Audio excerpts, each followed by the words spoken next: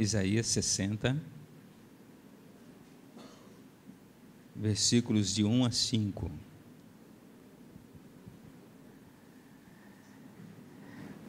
O profeta Isaías traz uma palavra profética, uma palavra de esperança. Uma palavra de esperança para uma nação caída, para líderes desorientados e perdidos naqueles dias. Ele se levanta como voz de Deus e traz uma palavra profética, e não apenas uma palavra profética, uma palavra de estímulo, de encorajamento para o povo de Deus. Aqueles que realmente querem não apenas ver a sua vida transformada, mas querem ver a sua família sarada, querem ver a sua nação transformada. Aqueles que têm uma visão maior. E ele diz assim, a partir do versículo 1: levanta-te, resplandece, pois já vem a tua luz e a glória do Senhor vai nascendo sobre ti.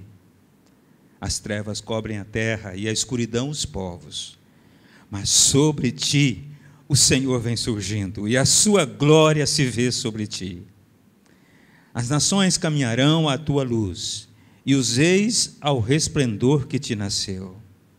Levanta em redor os teus olhos e vê, todos estes já se ajuntaram e vêm a ti. Os teus filhos virão de longe e as tuas filhas se criarão a teu lado.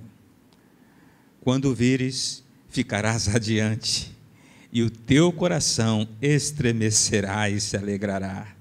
E a abundância do mar se voltará a ti, e as riquezas das nações a ti virão. Senhor, abençoa a tua igreja, abençoa o teu povo, Senhor. Levanta o teu povo na face da terra, nesses dias difíceis e de grandes desafios. Ó Deus, nós queremos nesta hora também orar pela nossa nação, pelo nosso país, pelo Brasil. Estamos às portas de eleições presidenciais, Senhor. Deus, estende a tua mão de graça e de misericórdia sobre esse país. Sabemos que ainda estamos muito longe, ó Deus, da justiça, da igualdade, das oportunidades iguais. Estamos muito longe do teu padrão moral, Senhor. Ainda há tanta gente que não conhece a tua salvação e que ainda se apega a espíritos, a santos, a idolatria, a tantos erros, a tantos equívocos, Senhor. Oh Deus, levanta a tua igreja, levanta cada um de nós para proclamar com graça, com compaixão no coração por esse povo, por essa sociedade, que só em Jesus Cristo está a esperança para esse país. Oh Deus, dá-nos homens que temam a Ti, Senhor.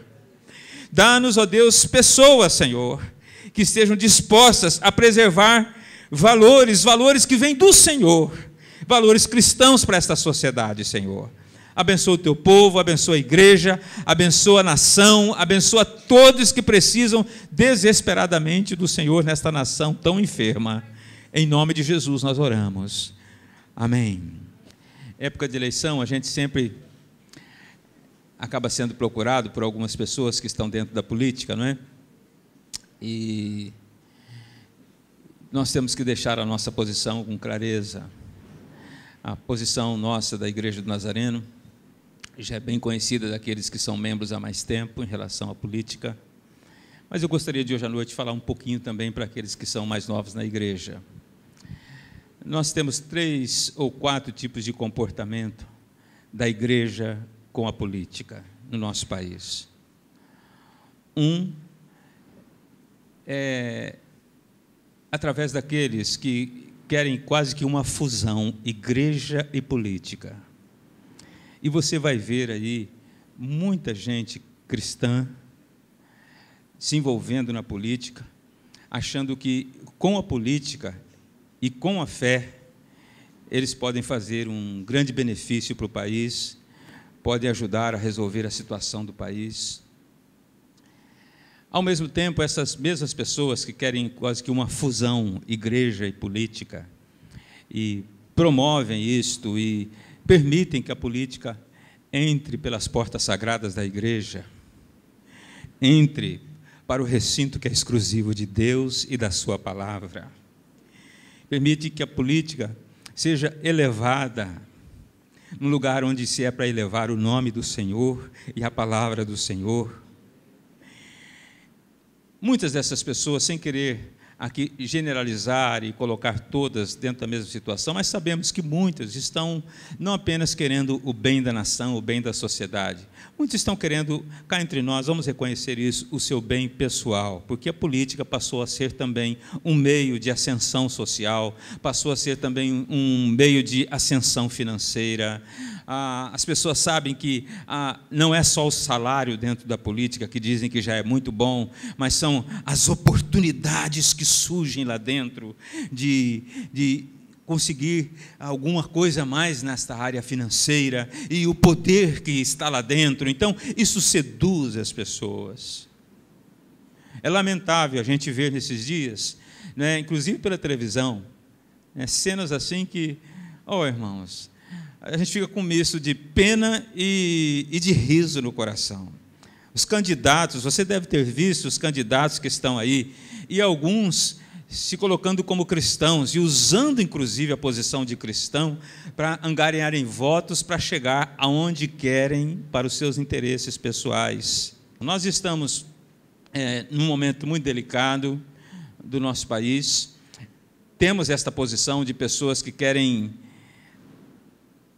trazer a política para dentro da igreja, ou fazer com que a igreja, ou pelo menos alguns líderes, pulem dentro da política, dentro do poder e dentro do dinheiro. Eu quero deixar bem claro para os irmãos, essa nunca foi a posição da Igreja Nazareno, nós não concordamos com isso, e não aceitamos isso. Para nós, a política é uma coisa que deve ser conhecida, nós temos que ter participação, nós não advogamos a alienação, que é outro erro. Há outros que acham que o melhor caminho é ser alienado. O que é alienado? É ser ignorante sobre esse assunto e se afastar de tudo. Eu não sei o que é, não sei quem é, não sei para que serve, vou me afastar de tudo, mas no dia de votar eu vou lá e escolho qualquer um. Esse qualquer um seu pode ser eleito com seu voto e pode fazer muito estrago dentro da sociedade. Então, não estou aqui advogando alienação e ignorância. Não podemos ser um povo ignorante, um povo alienado, não.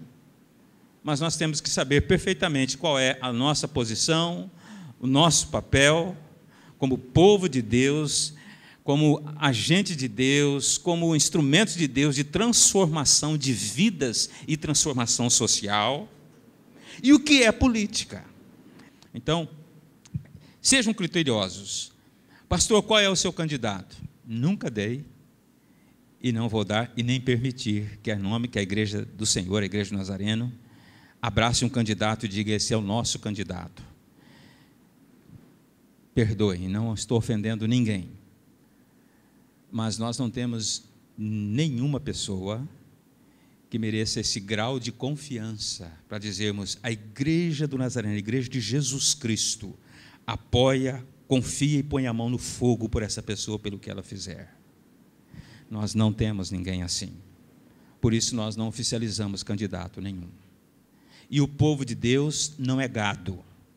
O povo de Deus é formado por pessoas que precisam ser respeitadas e não manobradas politicamente ou manobradas financeiramente.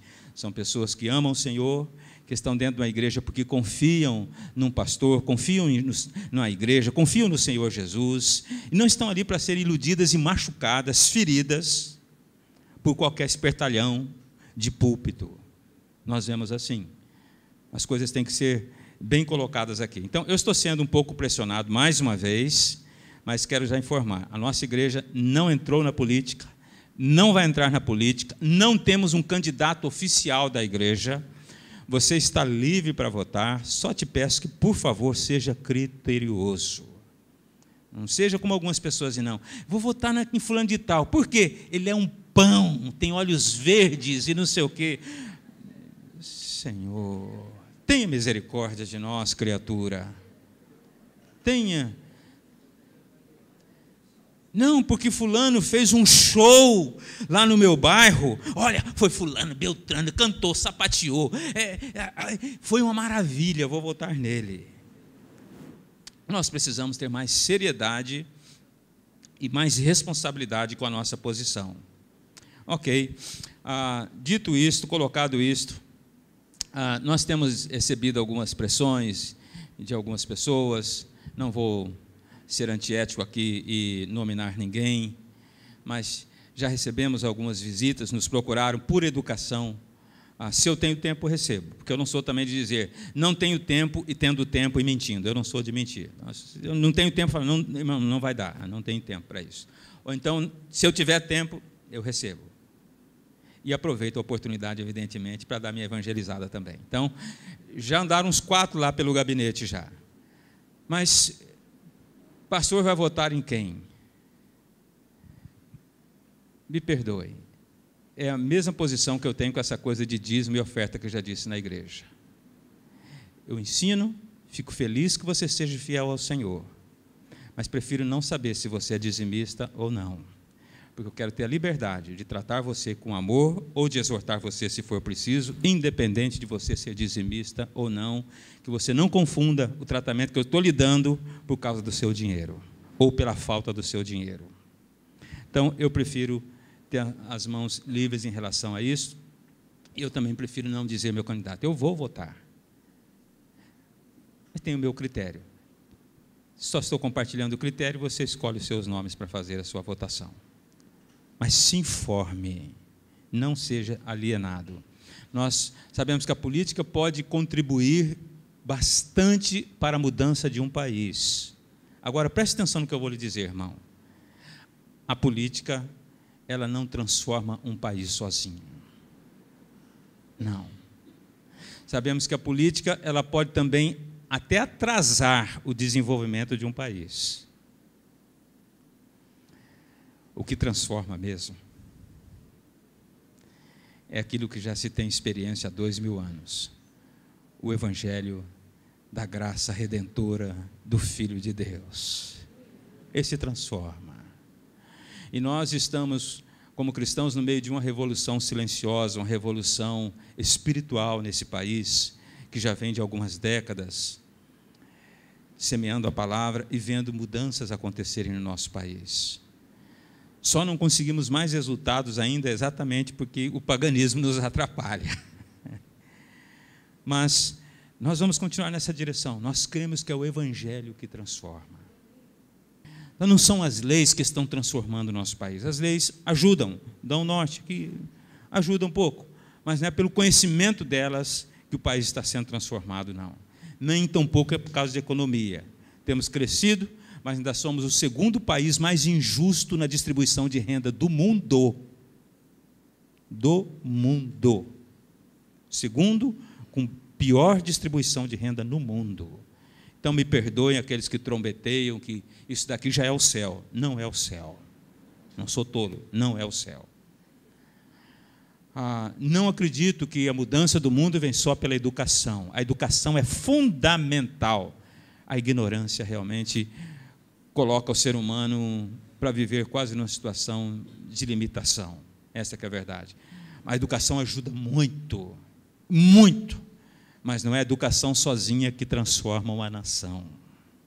Há muitas pessoas educadas, fazendo coisas erradas. Há muitas pessoas educadas, sem princípios morais. Há muitas pessoas educadas, desfazendo seu casamento, abandonando sua esposa de anos, fiel companheira, abandonando seus filhos. Há muitas pessoas educadas, deprimidas, se matando, se suicidando. Não é educação em si. A educação ajuda, mas ela não é a única responsável pela mudança de um país. O que muda um país são pessoas, e pessoas transformadas no seu coração, na sua mente, pela presença e pela obra maravilhosa, redentora de Jesus Cristo. Pela presença do Espírito Santo, Ele muda o nosso coração e nos faz melhores pessoas. É uma pessoa transformada que não vai matar, não vai roubar, não vai mexer no que não é direito dele. É uma pessoa transformada no seu coração, que não vai abandonar a sua esposa, os seus filhos, a sua casa. É uma pessoa transformada, que muda de vida e a sua vida ajuda a mudar a sociedade. O Evangelho é o melhor caminho. Essa é a minha posição e é assim que eu tenho também orientado os pastores das nossas igrejas. Mas, aqui, em Isaías 60, o profeta diz, levanta-te e resplandece. Essa palavra é para nós, para mim, para você, para a igreja. Nesse tempo de dificuldades, em que as pessoas não pensam muito, não enxergam muito, é hora de nos levantarmos. nos levantarmos como povo de Deus, como gente de Deus, para falar dos princípios de Deus. É hora de dialogarmos com as pessoas. É hora de darmos a nossa opinião, que deve ser a opinião do Senhor. É hora de você conversar com quem está... Me perdoem aqui, não quero ferir ninguém. Se tem alguém aqui que passou por essa experiência, que a graça do Senhor tenha curado seu coração. Só isso que eu posso dizer. Mas a palavra de Deus, e eu, por conta da minha crença na palavra de Deus, não acredito que o aborto é um benefício. Eu acredito que pessoas com responsabilidade sexual são um benefício. E as exceções devem ser tratadas como exceções, e não fazer uma coisa como uma regra para todos. O que nós vamos ver não são só mulheres que sofreram abuso sexual, mas o que vamos ver, na esmagadora maioria, são mulheres que não sabem administrar a sua sexualidade, gerando filhos e jogando em lata do lixo, fazendo um aborto atrás do outro. Isso está errado. Isso está errado. Então, o que eu quero dizer é isso, é que nós precisamos saber que é o Evangelho que vem e transforma realmente o ser humano e nos coloca na direção certa. Mas nós temos que assumir a nossa posição, não podemos ser omissos. Tem que falar com as pessoas, darmos a nossa opinião. Tem gente que quer posar de moderninho e, às vezes, acaba até indo contra aquilo que crê e aquilo que a palavra de Deus ensina. Não, mas todo mundo aqui é a favor desse negócio. Se eu for me colocar, vão achar que eu sou retrógrado, que eu sou atrasado, que eu sou não sei o quê. Então, eu vou deixar eles falarem e ficarem com a opinião deles. Alguém já disse, e eu concordo com esse filósofo, que uma das piores maneiras para se fazer o mal é você se omitir, é você não fazer o bem. Você se omite e deixa o mal triunfar. Então, combata, fale, dê sua posição, dê sua opinião. Creia no Evangelho. Creia no poder do Senhor Jesus Cristo, porque é Ele que traz esperança a todas as pessoas. O profeta disse, levanta-te e resplandece, as trevas cobrem a terra, mas já vem a tua luz, a glória do Senhor vai nascendo sobre ti. Eu acredito na transformação radical do nosso país, eu acredito que o nosso Brasil ainda será uma nação de enorme influência cristã em todo o mundo, ainda será a grande agência missionária para o mundo, para as próximas gerações, que o nosso país ainda será um baluarte do Evangelho nas mãos do Senhor. Eu acredito que o nosso país pode ser um instrumento poderoso de Deus nos próximos anos, nas próximas décadas. Jesus transforma.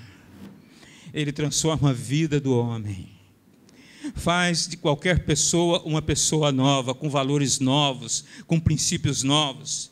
Qualquer pessoa que pode ser um agente do mal, Ele transforma numa pessoa, num promotor do bem, da paz, do amor, da verdade, da salvação. Ele transforma.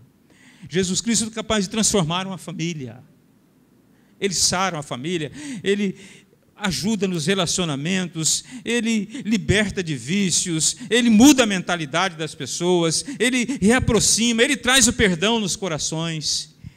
Cristo pode transformar a família de qualquer pessoa, Ele é a esperança para todas as pessoas e para todas as famílias da terra, e Jesus ainda é a esperança de todas as nações. A Escritura diz que Ele é o desejado das nações. O Senhor Jesus Cristo. Mas nós, Igreja do Senhor, temos que nos levantar com fé nesta verdade, viver esta verdade, desejar esta verdade, a começar na nossa própria vida, uma vida cristã autêntica. Nós temos que trabalhar para que o Senhor Jesus entre na nossa família e abençoe, beneficie e restaure toda a nossa família. E devemos nos esforçar, seja para um encontro de família, seja para um culto, seja para você dar um testemunho em casa, mas se esforce para levar a mensagem correta e verdadeira do Evangelho à sua família. Nós devemos dobrar os nossos joelhos pela nossa nação, pelo nosso país, onde vivemos, onde criamos os nossos filhos, onde vamos criar os nossos netos, e desejar o bem da nossa nação, e não há algo melhor para esta nação que nós possamos desejar do que conhecer a Cristo e o Evangelho que liberta e que transforma. Você tem ouvido e vai ouvir muitas falsas promessas. Você tem ouvido e vai ouvir pessoas dizendo que a solução do Brasil é isso, é aquilo outro. Eu escuto tudo isso com uma santa ironia. Não sabem o que estão falando. Eu sei. A luz que ilumina as trevas e afasta a escuridão é o Senhor Jesus, é o seu santo, bendito e poderoso Evangelho. Essa é a verdade.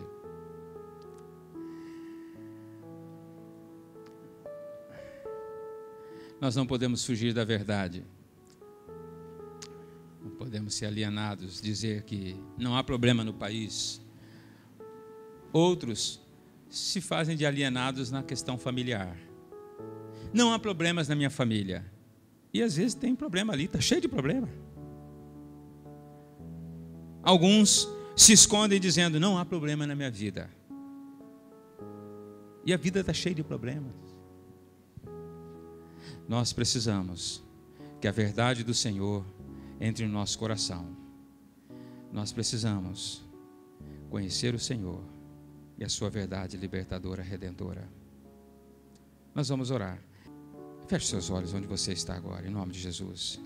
E eu gostaria que você levantasse uma oração a Deus, com toda a esperança da sua alma, com toda a convicção do seu coração, aí do seu cantinho, dizendo, Senhor, eu preciso de Ti na minha vida. Ajuda-me, muda-me, transforma-me. Muda, Senhor, a nossa família. Abençoa a nossa casa, abençoa o nosso lar. Abençoa os nossos filhos. Abençoa nossos pais, nossos irmãos, os nossos cônjuges, Senhor. Muda, transforma, Senhor. Transforma. Tu tens poder para transformar uma nação.